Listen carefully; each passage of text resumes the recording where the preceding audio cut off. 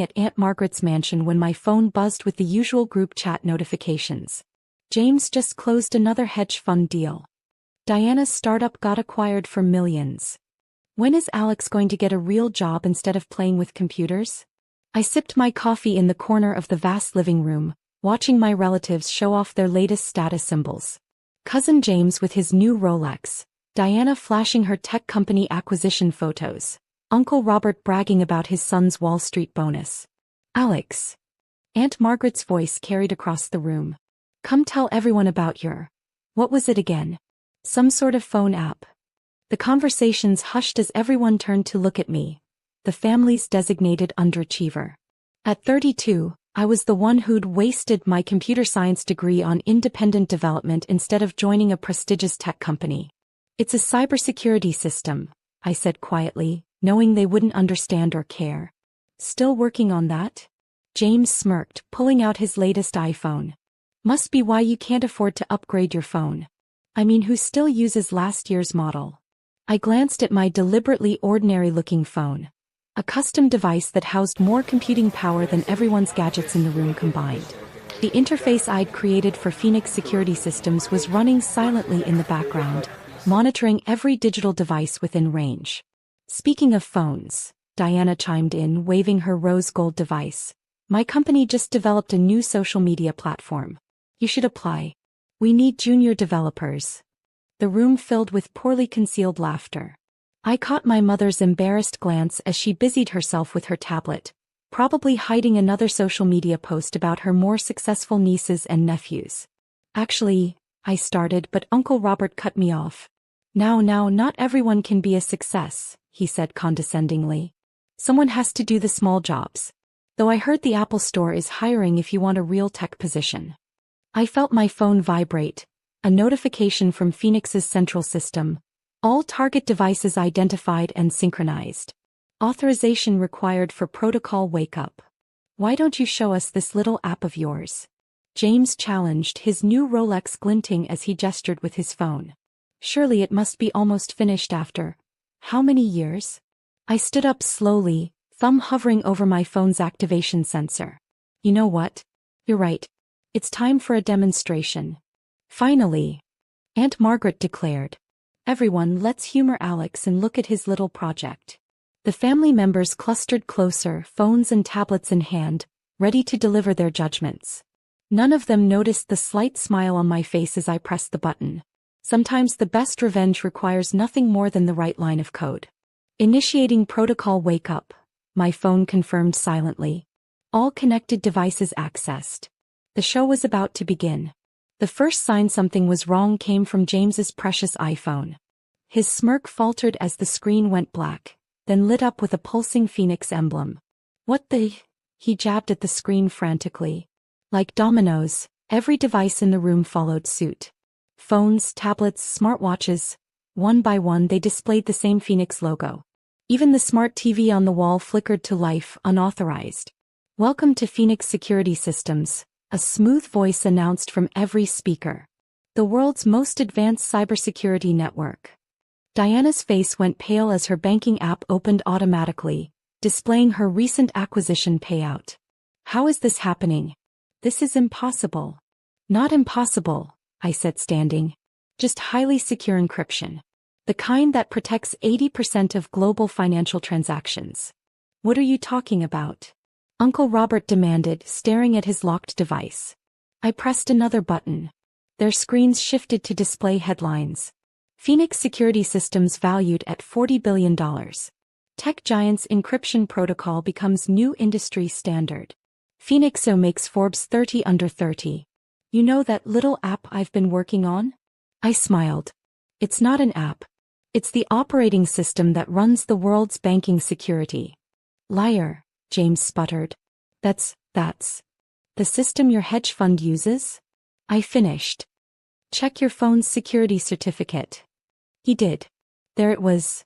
Phoenix Security Systems CEO Alexander Thompson. That acquisition you're so proud of, Diana?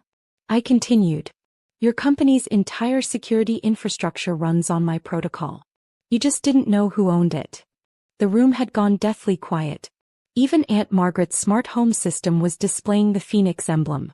But you never said anything, my mother whispered. Would you have listened? I asked, thinking of all the holiday dinners spent defending my career choices. Besides, I prefer to let my work speak for itself. I tapped my phone again. Their devices displayed their collective digital footprint. Every transaction, message, and online activity secured by Phoenix protocols. That's private. Uncle Robert protested. No, I corrected. That's protected. By the system you've been mocking for the past 5 years. The color drained from his face as his stock portfolio appeared. The Phoenix encryption signature glowing at the bottom of every trade. Now, I said, should we talk about who needs to get a real job? The silence was deafening. System access revoked. Returning device control, my phone announced. One by one their gadgets unlocked, but nobody moved to touch them. The Phoenix emblem lingered briefly before fading, leaving behind a changed atmosphere in Aunt Margaret's pristine living room. 40 billion? James finally managed, his Rolex suddenly looking insignificant. That's more than your entire hedge fund manages? Yes. I settled back into my chair, enjoying the shift in power dynamics. Phoenix handles security for most major financial institutions. Including yours. Diana was frantically Googling on her now functional phone. There's nothing about you online. No photos, no interviews. Of course not, I smiled. I'm a cybersecurity expert. Digital privacy is kind of my thing. But your clothes. Aunt Margaret gestured weakly at my casual attire. Your old phone. You mean my custom-built quantum-encrypted prototype? I pulled out my outdated device. This has more computing power than most government facilities. The case is just camouflage. My mother had been silent, staring at her tablet. Alex, these news articles. You've been featured in Forbes, Time, The Wall Street Journal.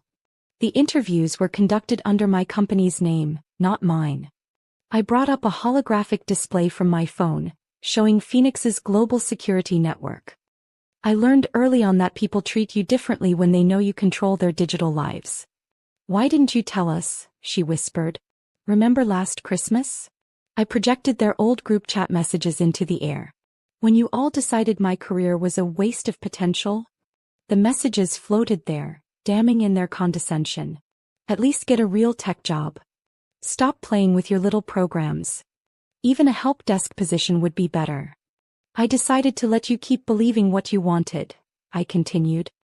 It was enlightening to see how you treated someone you thought was struggling. Uncle Robert cleared his throat. Now, Alex, about that junior developer position. You mean the one at Diana's company? I laughed. The company whose entire infrastructure depends on my encryption protocols? That position. Diana's phone pinged. She looked down and blanched. Our security license fees just tripled. Market adjustment, I said mildly. Speaking of which. I turned to James. Your fund's security audit is due next month.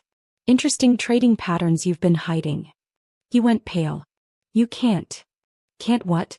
See the data you've been encrypting with my system? Or can't reveal it? I leaned forward. Here's the thing about being a failure. People never expect you to hold the keys to their kingdoms. The room was silent except for the soft hum of my holographic display, showing Phoenix's real-time security operations across the globe. That's blackmail, James stammered. No, I corrected. That's business. The kind you all wanted me to learn, remember? I stood, straightening my deliberately average jacket. Now about those family dynamics. Whatever you want, Aunt Margaret said quickly. A bigger inheritance share. I made more this morning than your entire estate is worth, I interrupted. What I want is simpler. Basic respect. Not just for me but for everyone you've looked down on. I pressed another button. Their devices lit up again, displaying charitable donation pages. Each of you will set up significant recurring donations to tech education programs for underprivileged students, I explained. Anonymous donations, of course. No social media bragging. And if we refuse? Uncle Robert challenged weakly. Then you'll find your device's security certificates expired. I smiled. Try running a hedge fund without secure trading access. or processing acquisition payments without encrypted channels. Diana was already setting up her donation. James followed suit, his new Rolex catching the light as his trembling fingers typed. One more thing, I added. Those little developers and tech support staff you mock? They're the backbone of your digital world. Treat them accordingly. My mother approached hesitantly. Alex, I'm sorry. For everything. Prove it, I said. Actions, not words. Starting with how you treat people who appear to be struggling. I gathered my things, preparing to leave. Oh, and James? That Rolex? Its smart features run on Phoenix protocols too. Might want to keep that in mind next time you feel like sneering at someone's old phone. As I reached the door, I turned back one last time. Annual family gatherings will be more interesting now, won't they? Amazing what a little code can reveal about people's true characters. Walking to my deliberately average-looking car, which housed more computing power than most space stations, I checked my phone. The donations were already flowing in, my relatives' accounts competing to prove their newfound generosity. I smiled, starting the quantum-powered engine. Sometimes the best revenge isn't about destroying people's worlds. It's about quietly owning them all along. My phone buzzed with a system alert. New security protocol request from Thompson Family Devices. Accept all, I authorized. But keep the Phoenix emblem visible. As a reminder. After all, some lessons need a permanent digital signature. In the rearview mirror, I could see them through Aunt Margaret's window, still staring at their devices in shock. The Phoenix emblem pulsed softly on each screen, a quiet reminder that the digital world they took for granted had always been in the hands of the cousin they'd underestimated. Sometimes success is best served with a side of humble pie, encrypted of course.